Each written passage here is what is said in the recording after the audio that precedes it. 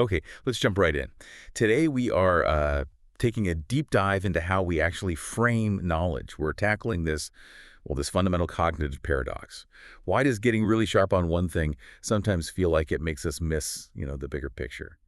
So our mission for you listening in is to get a quick handle on this framework from anthropologist Gregory Bateson. It's this central idea about understanding. Gaining focus inherently means accepting a kind of blindness, an active blindness. Yeah, it's more than just that old saying about missing the forest for the trees. Bateson suggests our whole grasp of the world depends on choosing a scale. We're always zooming in, for the tiny details or zooming out for the big patterns. And that choice, that defines the knowledge we get. Right, and this is where it gets really interesting, I think. Bateson uses this amazing, slightly odd creature to show how perspective shifts. The platypus. Why the platypus? Why not, a dog or something simpler?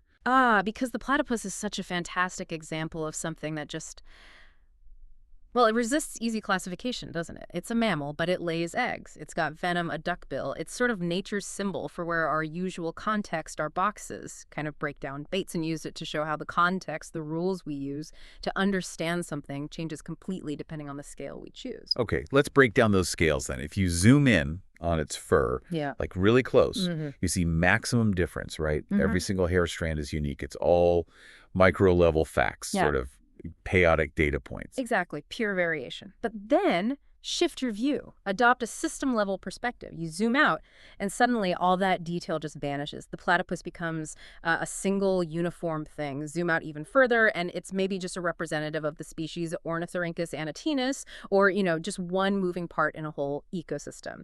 You've gone from looking at individual hairs to seeing a difference that makes a difference, but only at that higher systemic level.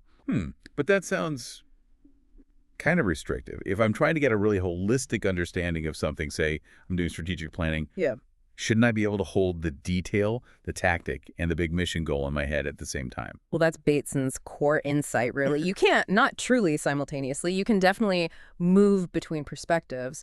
And sometimes that switch takes extra tools or skills, right? Like going from a microscope to, economic modeling. But you can only really operate within one level of context at any given moment. Your focus sets the logical rules you're using. So if you're successfully analyzing those big ecosystem patterns, you have to treat the individual platypus almost like a statistical point. You necessarily ignore its specific venom, maybe. Okay, so that's the critical limitation right there.